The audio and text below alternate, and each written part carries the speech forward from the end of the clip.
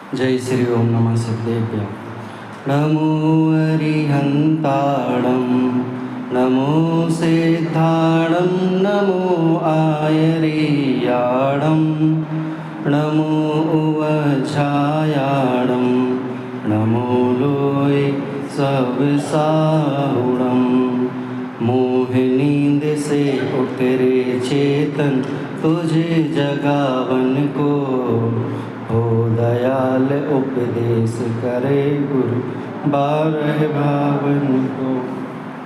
अपनी चर्चा विगत 7-8 दिन से 12 भावना के ऊपर चल रही है, जिसमें हमने 12 प्रकार की जो भावनाएं हैं वो कैसी हैं, 12 तरीके की सच्चाई हैं, 12 तरीके के डायमेंशन हैं, 12 तरीके से हमें संसार में अलग अलग देखने की नज़रिए हैं जो, और हमारी जो दुख की बात हम अनादिकाल से करते आ रहे हैं उसको सुख रूप कैसे जाने, ये 12 प्रकार की भावना हमें बताती है। क्या है ये 12 भावना? कि कलिकाल सर्वज्ञ देव ने सबसे पहले कलम चलाई थी, 12 अनुवेक्षा, द्वादशानुप्रेक्षा। फिर उसके बाद कार्तिकीय अनुप्रेक्षा में कार्तिकेय स्वामी ने कलम चलाई। फिर उसके बाद अनेक विद्वानों ने, अनेक लोगों ने लिखी। तो अपनी चर्चा अनित्य, अक्षण, संसार, एकत्व, अन्यत्व, अशुचि और आश्रव भावना तक हो चुकी थी। आज अपनी कौन सी भावना चल रही है? संवर भावना। क्या है संवर भावना? उसके पहले हमने जो आश्रव भावना देखी थी कि कर्मों का आना ही आश्रव है। कौन से कर्मों का आना? कि हम दुख कहाँ अनुभव हासिल करते हैं? बाहर में। बताओ, हम दुखी हैं तो किसकी वजह से? सुख दुख के कारण, पुण्य पाप के कारण, बाह्य पर पदार्थों के कारण। तो कल उन्होंने कहा था, आचार्य भगवंतों ने, विद्वानों ने, कि हम दुखी पर से नहीं, पर कर्तृत्व से नहीं, पर ममत्व से नहीं, अपने राग के कारण दुखी है।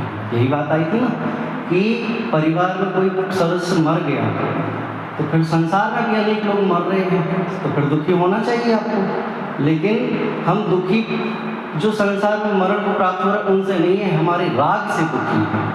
तो राग दुख का कारण है।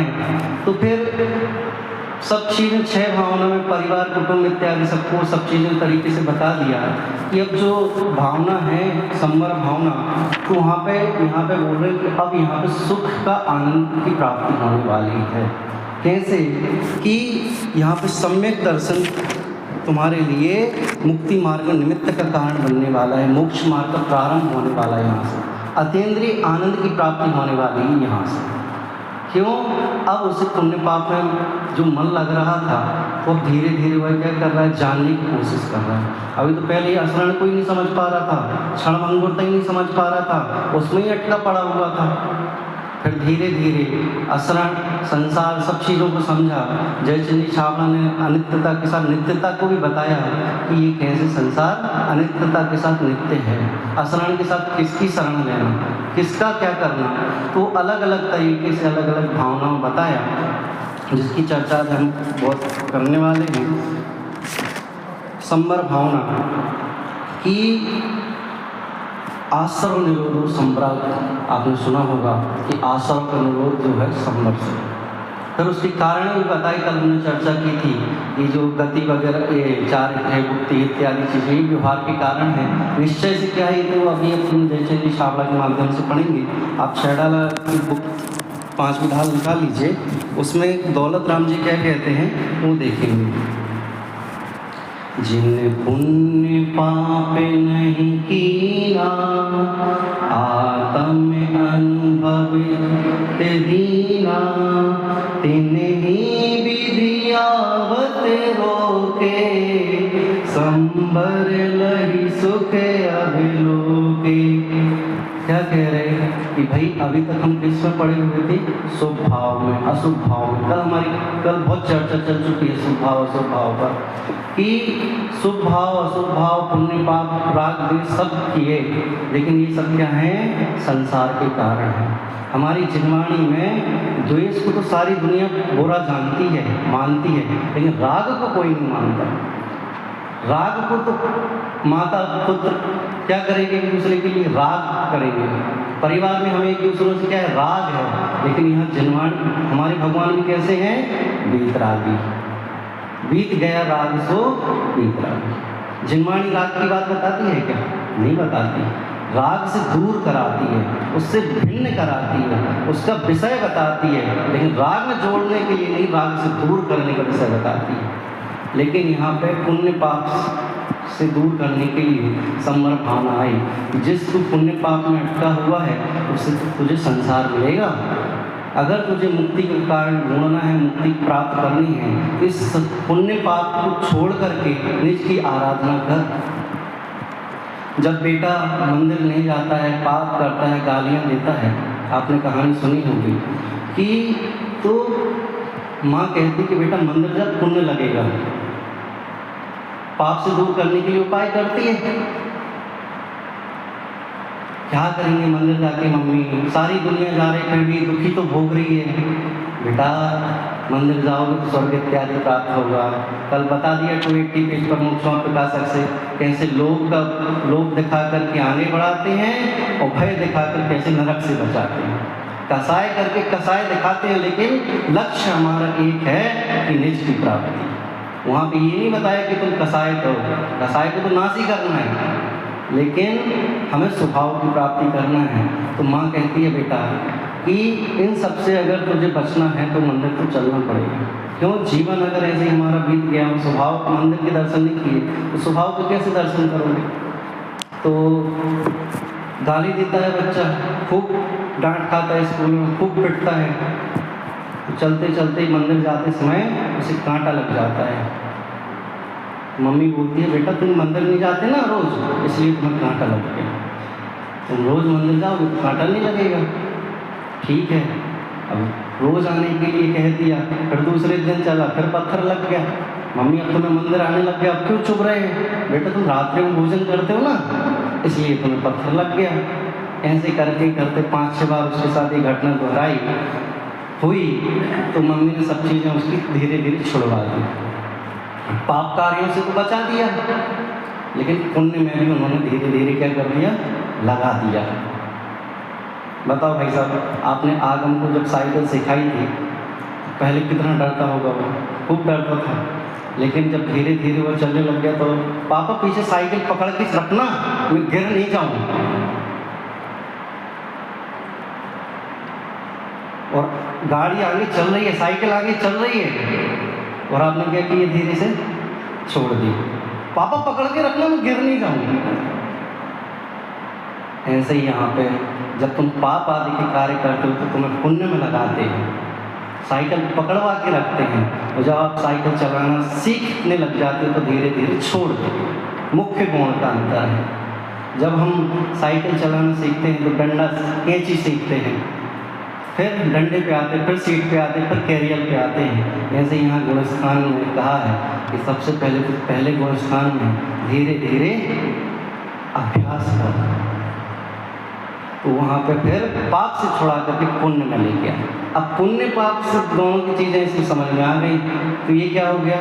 उसमें ही उलझ गया कि भाई पाप नहीं करना है, क्या करना है? बोली पुण्य करना है। तो फिर इसमें ही अटक गया, पूजा दया दान भक्ति इसमें ही अटक गया। तो फिर कब तक चलते रहेंगे? अब बेटा साइकिल चलाना सीख गया, 2 व्हीलर पे आ जाता है, क्योंकि रेस जो है लंबी है, साइकिल से जल्दी सफ़र नहीं होगा। हम किस में अटक गए? मंदिर जाने लग गए, रोज़ दर्शन करने लग गए, रोज़ भक्ति करने लग गए।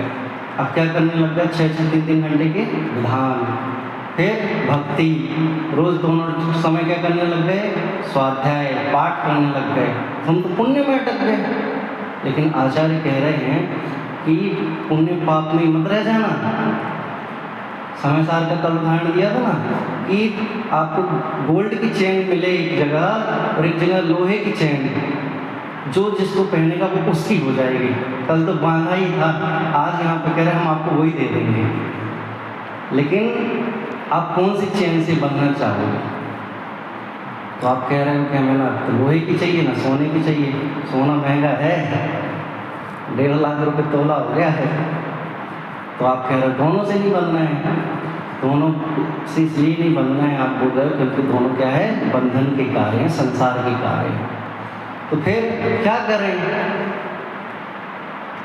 समय सार में पुण्य पाप अधिकार लिखा है, और प्रवचन सार में 77वीं गाथा, योग सार में 71वीं गाथा, और नाटक समय सार में पुण्य पाप अधिकार लिखा है। वहाँ से आप खूब जानना, खूब पढ़ना। समय सार में जयसेन आचार्य जब टीका लिख रहे थे तो पुण्य पाप अधिकार को पता क्या लिखा है उन्होंने? सोच भी नहीं सकते क्या लिखा होगा। पाप अधिकार क्या लिखा है? पाप अधिकार। छोटे दादा तो जब बात करते थे पुण्य पाप की कि घर बनाओ तो सबसे ज़्यादा पाप, और मंदिर बनाओ तो उसमें भी पाप। आरंभ तो उतना ही होगा, रॉ मटेरियल जो घर में लगा तो वो मंदिर में लगेगा, बस फर्क ये है घर में भोग भोगे जाएंगे और मंदिर में आराधना होगी। तुम वहाँ पाप करोगे, यहाँ भी पुण्य करोगे, तो फिर रहोगे तो संसार में ही ना। पाप के काम से नरक जाओगे और पुण्य के काम से स्वर्ग जाओगे, कहलाओगे तो संसारी ही ना। चौथी ढाल में बहुत बात करके आ चुके हैं कि 9 नंबर का छंद और 5 नंबर का छंद देख सकते हैं कि हमने पूर्व की पर्यायों में कितनी बार जन्म मरण किया है? अनंत बार। और कितनी बार मुनि दीक्षा लेके हम कहाँ तक गए हैं? 9वें ग्रह तक गए ना। फिर उसके आगे क्यों नहीं जा पाए? क्यों नहीं जा पाए? सर्वार सिद्धि तक ही क्यों रह गए तुम पांडव? उसके आगे क्यों नहीं जा पाए? गुणस्थान में शुद्ध उपयोगी चल रहा था, फिर बाहर क्यों आ गए? जब बताओ मुनिराज 9वीं ग्रह तक होके आ गए, तो हमने तो कितनी पुण्य पाप करके स्वर्ग इत्यादि हजारों बार गए, उधर ही जन्म लिए, उधर ही रत रह गए, व्याहों में ही उलझ के रह गए। तो फिर से क्या भावना भाई? क्या भावना है? चौथा नंबर का छंद देखो एक बार, सॉरी 5वें नंबर का चौथे ढाल में, यह परमामृत जन्म जरा मृत रोग निवारण, सॉरी कोटि जन्म तप तपे ज्ञान बिन कर्म झरे जे, ज्ञानी के छिन माहि प्रगुप्ति ते सहज करे ते, मुनिव्रत धार अनंत बार ग्रीवक उपजायो, पहले आत्म ज्ञान बिना सुखलेश न पाए। किसकी बात कर रहे हैं? आत्मा की बात कर रहे हैं। आत्मा को जाने बिना सुख रंश मात्र भी नहीं पाया है। पुण्य पाप तो कब तक किए? अनंत बार। लेकिन आत्मा का कल बताए मोह नींद के जो मोह महामत पियो अनादि, किसकी बात कर रहे हैं? मोह से ही नहीं निकले। अभी जयचंदी छावला साहब कहेंगे यहाँ पे सदगुरु देह जगाएगा, लेकिन हमने एक बार भी बात नहीं सुनी। अनंत बार ग्रेवेक तक पहुँच गए। भगवती आराधना में लिखा है, मैं 2 बार बोल चुका हूँ कि 2000 योजन सागर, एक तिनके के 2 टुकड़े करो, लेफ्ट राइट साइड जाओ फेंकने, उसमें ही समय निकल जाएगा। करोड़ों कोड़ा कोड़ी सागरों पल्ले सब कुछ लग जाएगा, वो तिनके कब एक होंगे? करना हो अगर प्रयोग, एक तिनके को बाल्टी में भरना है और हाथ से घुमाना उसे, फिर शायद एक हो जाएंगे, नहीं होंगे। ऐसे ही दुर्लभता, बोधि दुर्लभता में तो आएगी ये सब चीज़ें। ऐसे ही हमने पुण्य पाप के माध्यम से अनंत बार इस संसार में जन्म मरण किए, लेकिन स्वभाव को नहीं जाना। स्वभाव को कब जानेंगे? जब आत्मा को जानेंगे। बाहर के आचरण तो हमने अनादिकाल से किए हैं, किसके लिए? कर्मों की निर्जरा करने के लिए। लेकिन कर्मों की निर्जरा करने से तुम्हारे पुण्य पाप थोड़ी दूर हो जाएंगे। स्वभाव की प्राप्ति से तुम्हें संबंध की प्राप्ति होगी। भाई कर्म का आना बंद कब होगा? जब तुम स्वभाव की प्राप्ति करो। अनंत बार पूजा विधान भक्ति करके क्या होगा? कुछ नहीं होने वाला। 9वें नंबर का छंद देखो, उसमें मिलती जुलती बात है। पुण्य पाप फल माई हरक बिल को मत भाई, यह उदगल पर जाए उपज बिन से फिर खाई। लाख बात की बात यही निश्चय और लाओ, तोरी सकल जगदंद बंद निज आत्म जाओ। किसकी बात कर रहे हैं? आत्मा की बात कर रहे हैं। पुण्य के उदय में फूल जाता है और पाप के उदय में दुखी होता है। पुण्य पाप तो हमने अनादिवार किए। हम जब लौकिक काम करते हैं और कोई चीज़ घर में कमी आ जाए तो दुखी होते हैं, होते कि नहीं होते? कहीं दूसरी जगह जाने में लौकिक कार्य से ट्रेन से और ट्रेन लेट हो जाए तो हम व्याकुल होते कि नहीं होते, दुखी होते कि नहीं? उससे खर्ची जाएँ और ट्रेन लेट हो तो क्या होते हैं? सुखी होते, अच्छा अनुभव करते हैं, उसमें भी दुखी अनुभव करते ना। तो यहाँ पे ये कह रहे दोनों तुम्हारी एक समान तो व्याकुलता है, दोनों ही समय के परिणाम तो एक जैसे हैं। क्या फर्क नजर आ रहा है तुम्हें? मंदिर में जा रहे हो, पुण्य कर रहे, बाहर के जा रहे हो, भोग भोग रहे हो, पाप कर रहे हो, एक ही तो हैं। और विशेष समय सार, योग सार, नियम सार से विशेष जाना अध्ययन करके। लेकिन यहाँ पे कह रहे आत्मा का अनुभव करो पहले, कुछ मत करो, सब कुछ छोड़ दो, आत्मा का अनुभव करो। तो पहले कह रहे कि है तो अंदर से धर्म बुद्धि खूब, आत्मा को जानने की जिज्ञासा भी है, लेकिन ये अनादिकाल से पुण्य पाप में अटका ना तो जल्दी नहीं छूटती। पहले की शुरू की भावना क्या थी कि संसार के प्रति, परिवार के प्रति इतना एकत्र था तो वो छूटे नहीं जा रहे थे। फिर आत्म तत्व की बात बताई, वैराग्य की बात बताई, तो फिर धीरे धीरे उनसे राग ममत्व कम हुआ। ज्ञानी पर द्रव्यों का त्याग नहीं करता, ज्ञानी पर द्रव्य संबंधी ममत्व का त्याग करता है। पुण्य पाप, पूजा, भक्ति ये सब छोड़ दें, छोड़ दें। फिर गुरुदेव श्री के पास बोले, आप गए कोई जी, बोले आप बहुत निश्चय की बात करते हो, तो आप भी तो पूजा कर रहे हो, आप भी तो भक्ति कर रहे हो, तो सुबह से सामायिक कर रहे हो, फिर काहे के लिए निश्चय? आप भी व्यवहार करते हो, निश्चय की बात करते हो। उन्होंने कहा निश्चय के बिना व्यवहार नहीं, और व्यवहार के बिना निश्चय नहीं। पुण्य पाप में धर्म नहीं है, ये स्वरूप जानो। तुम करो ये चीज, लेकिन इसमें धर्म मत मानो। क्यों? तुम धर्म मान रहे हो इसलिए तुम्हारा संसार इधर है। पुण्य की वजह से तो तुमने खूब स्वर्ग इत्यादि पाए हैं, वैभव पाया है, लेकिन स्वभाव नहीं पाया। बताओ भाई, हम कितनी भी खेती कर लें, अनाज के साथ तो भूसा मिलेगा ही ना, लेकिन तुम स्वभाव की प्राप्ति करो तो स्वर्ग इत्यादि तो वैसे ही फ्री में मिल जाएंगे। तो लक्ष्य बड़ा रख, तेरे को मोक्ष की प्राप्ति का लक्ष्य होगा तो स्वर्ग इत्यादि तो अगर नहीं, मोक्ष नहीं मिला तो स्वर्ग इत्यादि तो वैसे ही मिल जाएंगे। तो क्यों अटका पड़ा हुआ है? लेकिन हम क्या कर रहे हैं, नहीं पाप से तो अच्छा पुण्य ही भला है, पाप से अच्छा तो पुण्य ही भला है। एक बार सेठ जी शादी के लिए जा रहे थे ट्रेन में, और अटैची थी, अब तो ट्रॉली बैग कहेंगे, तो ट्रॉली था उनके पास। बताओ चोरी कब करवाए हम, उदाहरण के लिए आपसे, शादी से आने के बाद या शादी में जाते समय? आप जो बोलोगे हम उसकी चोरी करवाएंगे। कौन सा अच्छा रहेगा? चोरी तो होगी लेकिन बैग की, जाते समय। ठीक, भाभी कह रही जाते समय चोरी करवाए, आते समय दोनों में चोरी तो होगी। आप भी प्रसन्न नहीं हो, आप भी प्रसन्न नहीं हो। अरे शादी में जाओगे और चोरी हो जाएगी तो वहाँ पहनोगे क्या, मांगोगे किससे? और लौटते समय शादी करके आओगे तो घर पे ही जाना है। तो जो सेठ था ट्रेन में जा रहा था और जाते समय उसकी क्या हो गई? चोरी हो गई। तो क्या होगा? दुखी होगा ना वो, कि काश लौटते समय हो जाती तो उतना दुख नहीं होता। तो चलो उसने सोचा जाते समय नहीं होगी तो नहीं करवाया, लौटते आने समय करवाए। तो किसी ने पूछा क्यों दुखी होते हो साहब? तो बोले शादी में गया था, शादी अच्छे से हो गई जिसकी शादी में गया था, लेकिन लौटते समय मेरी बैग छूट गई। तो वो कहता है साहेब दुखी क्यों होती है?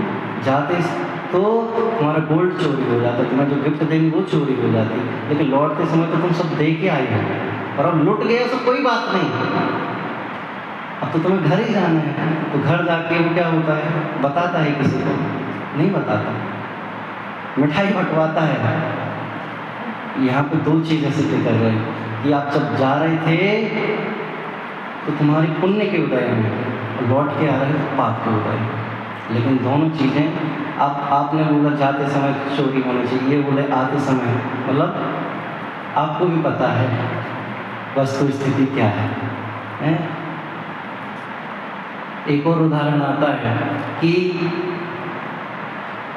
साल भर एग्जाम की तैयारी की, पढ़ाई, बच्चे ने खूब सिलेबस पढ़ा, खूब सब चीज़ें समझा, और अंत समय में क्लास में सबका रिजल्ट आया तो 2-4 बच्चे थे ऑल सब्जेक्ट्स फेल हो गए, और एक बच्चा जो था वो 2 सब्जेक्ट में फेल हो गया, बाकी 4 में पास हो गया।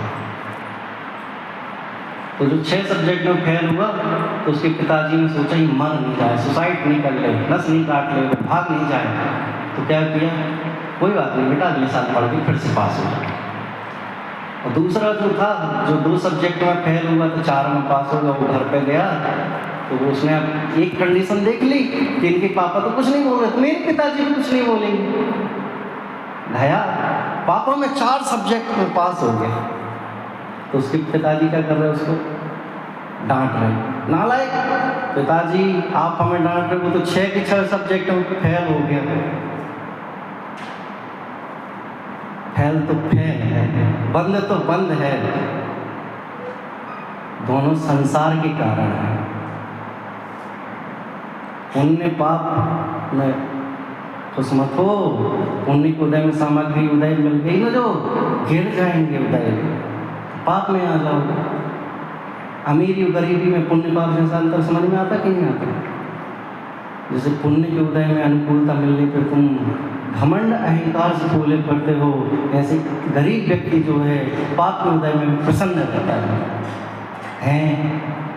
वो ऐसो आराम नहीं कर सकता, लग्जरीज नहीं भोग सकता, गाड़ी नहीं भोग सकता, नहीं जा सकता किधर भी, और हमारे पास है।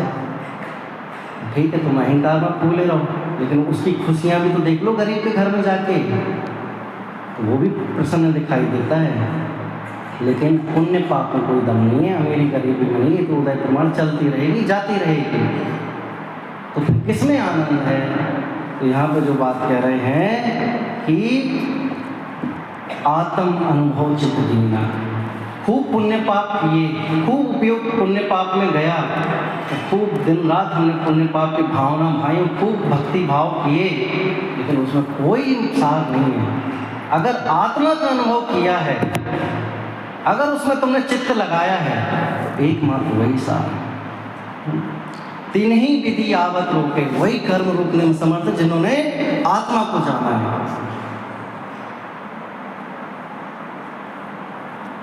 संवर लही सुख अवलोक, उन्होंने सच्चा सुख प्राप्त किया है। किसने? जिन्होंने सच्ची आत्मा को जाना है। बताओ, तपश्चरण करके क्या होगा? पंचाग्नि सुनी आपने? चारों तरफ अग्नि लगा ली, और एक ऊपर धूप की, सूर्य की किरण पड़ रही है, चारों तरफ अग्नि, और एक पंच ऊपर की एक और पंचाग्नि। बताओ उसमें कब तक बैठे रहे? तो हमारे तप खिरेंगे। अरे तप खिराने के नाम पे दुनिया कहाँ कहाँ भागती है, सूची भावना में चर्चा हो गई। नित्य गंगे जमुन नहाए, कहाँ कहाँ नहीं गए, उनकी छोड़ो, अपनी बात करो। भक्तामर का खूब पाठ करवाया, खूब सब जगह कर्म काटने के लिए क्या क्या, हम अनुकूलता चाहने के लिए हमने क्या क्या किया। आप कहोगे कि आप संवर भावना सुना रहे, आपको दूसरी भावना सुना रहे। अरे भाई, आचार्यों ने यहाँ उपदेश पहले कसाय तीव्र जो है ना, मिथ्यात्व को छुड़ाने की बात कही है, फिर तो वो ऑटोमेटिक खत्म हो जाएंगे। क्या क्या किया? भक्तामर का पाठ किया, खूब अखंड पाठ बिठवाया। अखंड पाठ के नाम पे क्या क्या होता है ये आपको भी पता है। बाजू में रात में भोजन भी चल रहा है, चाय भी चल रही है, उठ के भी जा रहे हैं, सब कर रहे हैं। अखंड किसे कहते हैं पता है? जिसकी खंड ना हो, टूटे नहीं, ये मत अखंड। क्या क्या किए? कौन कौन से तीर्थ क्षेत्र पे गए? कर्मों की निर्जरा करने के लिए, हमारी मन मुताबिक चाहने के लिए क्या क्या किया हमने, खूब अनेक पुरुषार्थ किए, लेकिन कुछ हो पाया क्या? नहीं हो पाया। लेकिन पुण्य के उदय में अटकना नहीं, यहाँ पे ये कह रहे हैं। पुण्य करते समय भूल मत जाना कि तुझे जो साइकिल पकड़ाई थी ना बेटा, वो तेरे लिए सीखने के लिए पकड़ाई थी। नदी में तैरने के लिए जो तुम्हारे लिए कोट कवर दिए गए थे ना, वो तैरने के लिए एक साधन मात्र थे। अब उसे तू क्या कर, छोड़ दे। कब तक पापा जी पिताजी स्कूल छोड़ने जाएंगे? 2 बार 3 बार 4 बार। अब तुझे ही आगे की पढ़ाई करनी है। कब तक तू पुण्य पाप में लगे रहेगा? अब तू स्वभाव की प्राप्ति कर, स्वभाव को जान, आत्मा को जान।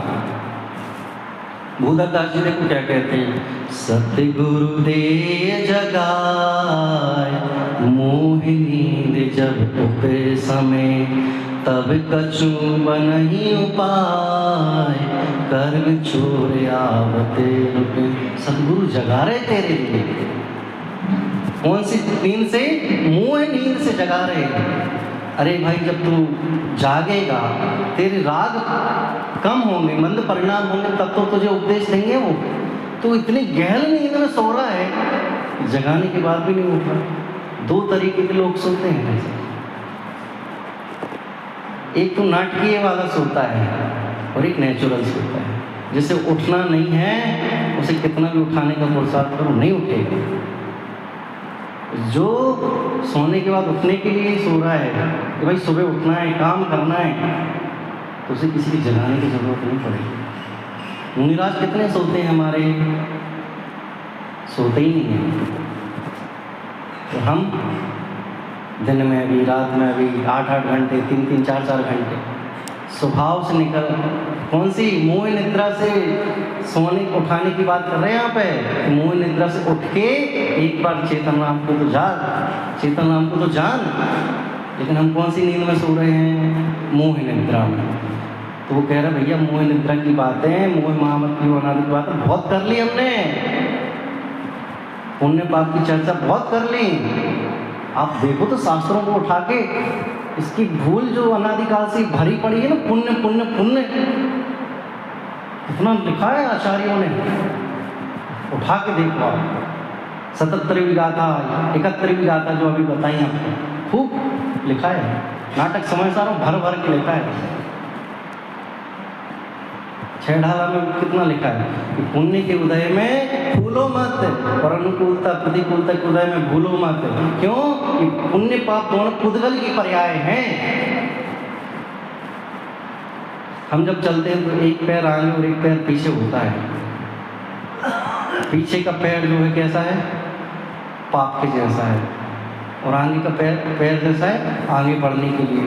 तो उसको पीछे है उसमें गम मत करो, और आगे का पैर जो है उसमें अहंकार मत करो। क्यों? पुण्य पाप तो ये सब चलते रहते हैं, उदय प्रमाण चलते रहते हैं, हमारे जीवन में आते जाते रहते हैं। लेकिन स्वभाव अगर तुमने नहीं पहचाना तो ये संसार ही मिलेगा भाई। सतगुरु दे जगाए, कि गुरु यहाँ पे जगा रहे हैं तेरे लिए। मैं तो चला सो निज में ही, पर की न मानू भ्रम से ही, माना था अब तक पर को ही, पर की न मानू भ्रम से ही, मैंने मोह को अब तक माना था, पर मैं न मानू मोह की। लिखी थी कभी, फिर क्यों नहीं माने? क्यों? कि मुझे भगवंत मिल गए जगाने वाले, उन्होंने उपदेश दिया। बार बार बताने वाले हमें श्री गुरु नहीं मिलते। अनंतों सागरों में एकार बार कभी मिलता है। नरे भवि भी पाया तो जिन श्रुति नहीं पाएगा। मनुष्य पर्याय, तुम सोच रहे हो ना, हमने बहुत पुण्य किए, बहुत धर्म में जन्म लेकर के खूब तीर्थ यात्रा की, बहुत पुण्य कमाया। ठीक है, तुझे पुण्य की वजह से मनुष्य पर्याय मिल भी गई, तो जैन को नहीं मिलेगा। दूसरी पर्याय में अनेकों काष्ठ में चला जाएगा और वहाँ पे भी मनुष्य पर्याय प्राप्त कर ली तो जिन स्रोत नहीं मिलेगा, जिनवाणी नहीं मिलेगी, फिर क्या करेगा? कहाँ आएगा तेरे पुण्य को उदय? तर्क करवाने के लिए आप बिठवा दो। हमने तो खूब पढ़ा धर्म, नरक में भी सम्यक दृष्टि, दुखी नहीं होते, सुखी रहते, स्वर्ग इत्यादि में जाकर के भी वो विदेश क्षेत्र की यात्रा करते हैं, नंदीश्वर द्वीप जाते हैं। अरे उसमें सुख नहीं है। क्यों जाता गिरनार, क्यों जाता काशी, क्यों जा रहा है? तेरा खटखट का वासी कहाँ है? तेरे अंतर में है। बहुत बड़ा 10-15 दिन चर्चा हो जाए इसका। अब जो स्वाध्यायी होंगे उनको लग रहा होगा कि संवर भावना की चर्चा करनी थी और कहाँ विषय लेके बैठ गए। लेकिन भाई जब तक आप बाहर के स्वरूप को नहीं जानोगे, अंतरंग स्वरूप कैसे समझ में? हमारे सर कहते जैन सर कि जैसे जन्म से ही पैदा से ही होते लखपति करोड़पति जैसा वैभव मिल गया, वो क्या जाने करेंगे, क्या जाने स्वभाव है। कुछ मुनिराजों ने तो जन्म से रहने के कपड़े ही नहीं पहने, नग्न ही रहे। मुनिराजों का टोला आया पर वहीं पर समझा कि क्या स्वरूप हो, तो वहीं चले गए। और हमें तो वैभव मिला तो हम उसमें व्यस्त हैं।